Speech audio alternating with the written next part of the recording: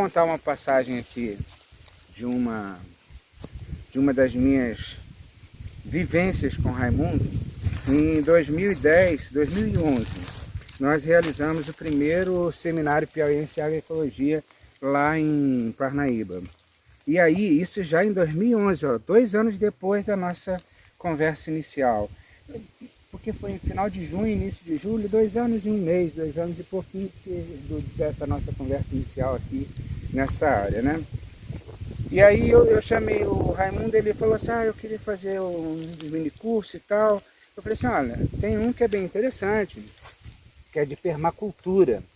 Né? O cara tem uma área de permacultura. Isso é a disciplina dentro das oficinas dentro do seminário. Aí teve essa oficina. E o Raimundo foi, né? Como o Raimundo estava lá em casa, eu fiquei esperando, né, o Raimundo chegar para a gente almoçar. Ele demorou um pouco, daqui a pouco vem Raimundo andando, meio de cabeça baixa. Eu falei assim, ele vai voltar de lá esfuziante, né? Conversando, falando, viu um monte de coisa, porque a área era realmente interessante, né? Mas ele estava de cabeça baixa, meio pensativo. E eu perguntei, e aí, como foi? Ele falou assim, eu posso falar? Eu falei, pô, lógico, cara, nosso papo é aberto. Falei, o que é? Aí ele disse assim, eu estou melhor que ele. Minha área é melhor que a dele. Aí eu falei assim, sim, a sua área é recuperada no todo. Ele foi recuperando por núcleos, pequenos núcleos, né, com irrigação e tal. Você não usa nada disso, Conversei e falei assim, não, é porque ele ainda mata inseto e eu não. Eu vi lá o cara matando um gafanhotozão desse tamanho assim, né? Pegou e isso mostra, né, que a transição agroecológica estava nele. Ele começou a entender os processos. Por que eu tenho que matar o gafanhoto?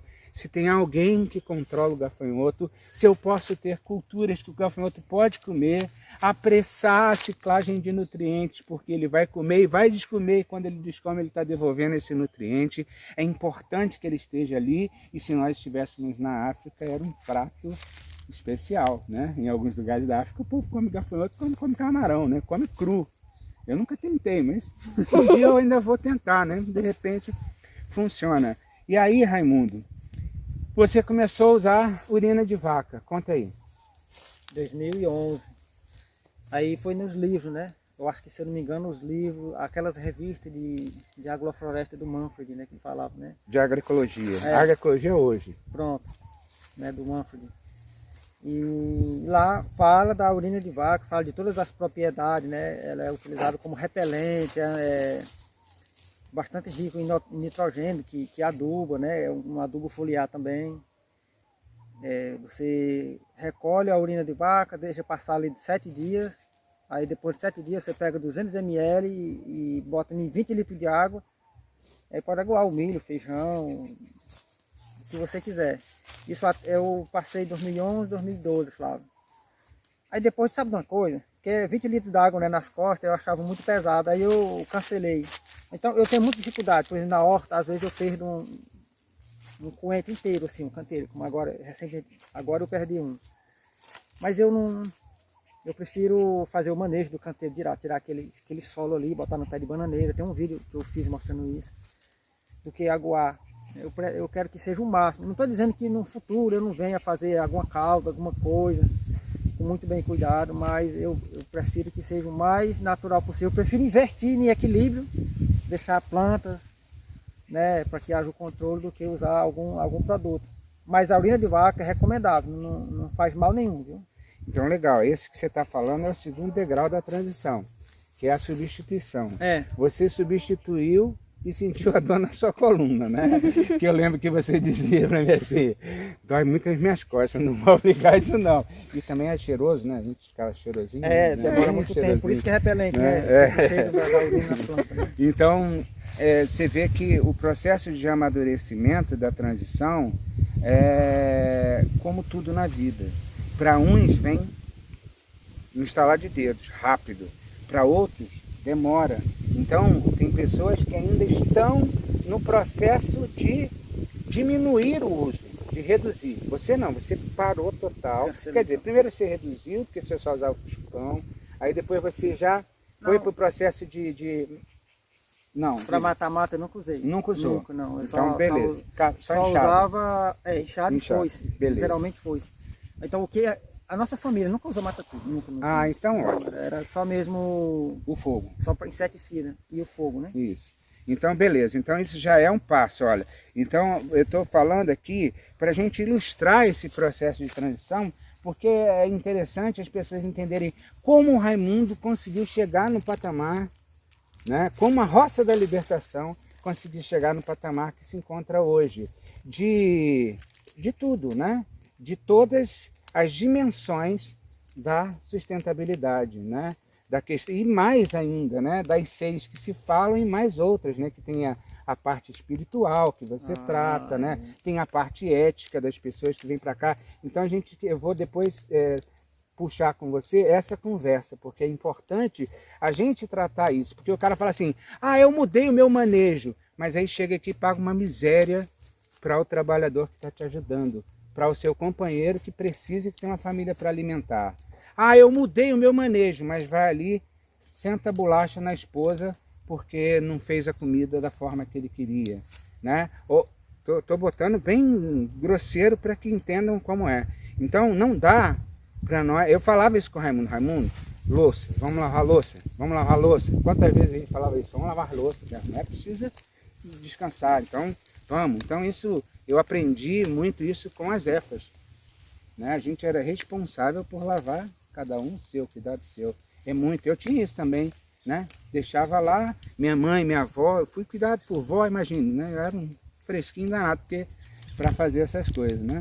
Não tinha o hábito, mas a gente vai aprendendo com a vida. E isso é o processo de transição, né? Aí nós estamos falando do processo de transição, falando de agricultura, né? Que você passou a ver o solo de forma diferente, passou a entender os processos ecológicos que aconteciam, ver qual é a planta que é parceira da outra, o que pode ser plantado junto com a outra. Aqui, ó, o feijão guandu, que está aqui um monte de feijão guandu, nós vamos colher daqui a pouco e mostrar que é uma adubadeira. Você vê as plantas não são tiradas no toco, né? Aí você vê aqui, ó, vassourinha, aí você vê mororó, você vê um monte de plantas, grão de bode, enfim, você vê um monte de plantas aqui no meio, né, da área de cultivo.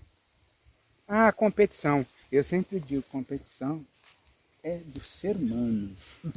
Ele é preparado para competir, né? Ele é doutrinado, né? Diz que nós somos doutrinadores porque a gente é meio de esquerda, né? Mas não somos doutrinadores, a gente tem uma visão diferente da coisa, né? Então é interessante, vamos recapitular. Você primeiro viu a questão da alimentação, precisava, viu que tinha que cuidar do solo, deixou de usar o veneno, né? Aí começou a usar a urina de vaca, viu que não havia necessidade de usar essa urina de vaca, porque você começou a entender os processos e agora você está partindo para o topo, né, dessa escada da transição agroecológica, que é o redesenho do seu agroecossistema. O que te levou a fazer da forma que você faz hoje? Esse tipo de cultivo, como é que você faz, quais são os entendimentos que você teve a partir das suas leituras, a partir das suas vivências, nos diversos, né, intercâmbios que você fez comigo e, como diz o outro, semigo, né? A gente andou muito junto aí, né? Só quero fazer uma ressalva lá, quando você falou da questão do lavar os pratos, né? Isso aí é o mínimo, né? Sim. Eu acho que... Mas é um começo. É escutar também a esposa, né? Fazê-la participar das decisões. Viver, né, ali em comunhão. Foi a agroecologia que me mudou também. Como é que eu escuto as plantas, como é que eu escuto o solo, como é que eu... não sei. Escuto a natureza e não escuto a minha esposa e nem a filha. Meio complicado isso, né? Então mudou muito essa questão do relacionamento dentro de casa a partir dessa visão da natureza e da agroecologia. Eu acho que manejar o máximo possível sem explorar. Trabalhar com. Trabalhar com os recursos que a gente tem aqui. Por exemplo, a chuva, né? A gente reclama assim, ah, eu não produzo porque não tem água. De janeiro a junho, nós temos aqui uma média de 1.300 milímetros de chuva. Ou seja, 1.300 litros d'água em 1 metro de área. Um metro quadrado. 1 metro quadrado. Então, a nossa chão aqui é 30 mil, quase 30 mil metros. Aí faz a multiplicação aí, 30 milhões de litros, né? Que cai aqui dentro.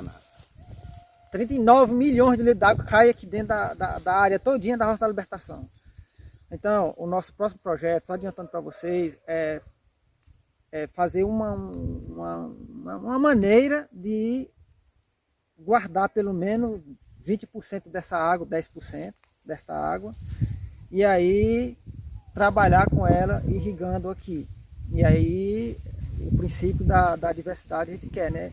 De tomate, pimentão, maxixe, quiabo, melancia, apesar da raposa comer, mas plantar melancia. Enfim, pelo menos uns 12 ou 15 produtos no verão com a água da chuva e com a energia solar. Então, o nosso maior sonho, Flávio, pode acreditar, eu já falei isso no seminário. Qual é o maior sonho? Que não tenha veneno na nossa comida. Mas é mais do que isso. É conseguir entender todos os processos, conectar todos os fios, né, da agroecologia, da sustentabilidade e conseguir produzir, não vou dizer assim numa quantidade grande, enorme, gigante, mas numa quantidade suficiente e sem detonar, sem cansar a terra. Porque nós não temos desejo de acúmulo. A única coisa que a gente quer acumular, e todo mundo pode fazer isso, é o amor no coração, né? É o senso de justiça, o senso de solidariedade. E aí o nosso coração não tem limite, pode juntar, quanto mais tiver, melhor, que é o que a humanidade precisa. Então a gente está repensando, redesenhando, analisando, para poder produzir mais, aproveitando mais os recursos naturais, que, como eu falei, 39 milhões de litros d'água, né? Que cai aqui dentro. E aí pegar um pouco dessa água e melhorar na produção. Se a gente conseguir ter uma produção maior, se a gente não conseguir fazer o manejo, põe uma pessoa para trabalhar, já gera um pequeno emprego, já tira um jovem que está ali sentado no banco da praça sem fazer nada. Então tem todo um conjunto, e aí vai ter mais alimento. Eu já prometi aqui para vocês, do canal, todo mundo que nos vê, os alimentos da Roça da Libertação, eles vão ser, como vocês conhecem, de um preço mais barato do que está lá no sacolão, que está lá vendendo no supermercado. Vai ser mais barato. Comércio justo e solidário. Daqui a pouco a Fátima vai falar para nós. Isso, daqui a pouco. Eu não sei se eu respondi, mas é mais ou menos isso. Eu não acho que você respondeu, não. Você deu uma aula. Né? É assim, como sempre, né? A gente tem sempre que vem aqui, não é uma aula só. Quem tiver a oportunidade de vir, vocês não terão uma aula, vocês terão várias aulas no decorrer do dia, da noite, das conversas, dos sorrisos, das piadas, das reflexões, né? Hoje mesmo no café da manhã a gente estava conversando sobre toda a situação do país, então vocês venham, mas não venham tudo de uma vez só não, senão a Raimundinha vai ficar maluca. Como eu citei o menino educando nosso lá da EFA, ele disse na aula passada, como é que eu faço?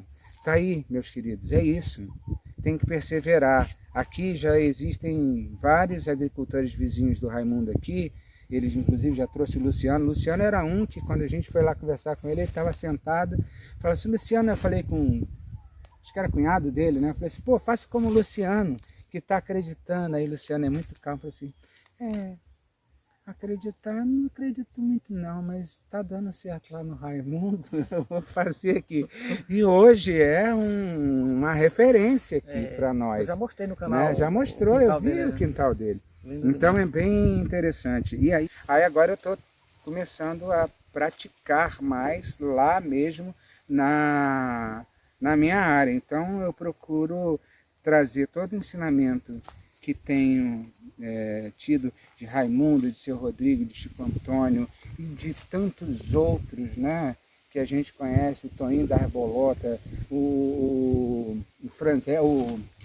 Antônio José Moraes, enfim, João Jovem, Hernaldo, tantos outros que nós conhecemos, sabe? Calil, esses amigos nossos que um dia a gente, na área do seu Rodrigo, a Luzirene, que é uma ex-educanda nossa, agora é egressa, né? Formada em agroecologia, era da EFA também, formada em agropecuária, ela é muito calminha, perguntou para Eline, professor, perguntou para mim, né? Professor, como é que o senhor conhece essas pessoas todas? A Eline destabocada. Você já ouviu falar que doido atrai doido? Então é isso, doido atrai doido. Sejamos todos doidos. Encampemos nossa loucura e façamos a mudança do mundo para uma coisa mais justa. Que a gente possa ter prazer em viver e possa exercer o nosso direito de ser feliz. Nós temos que ser felizes, sempre, né? E é isso que o Raimundo faz, e eu acho isso o suprassumo, sabe, das coisas boas do mundo. Da existência, né?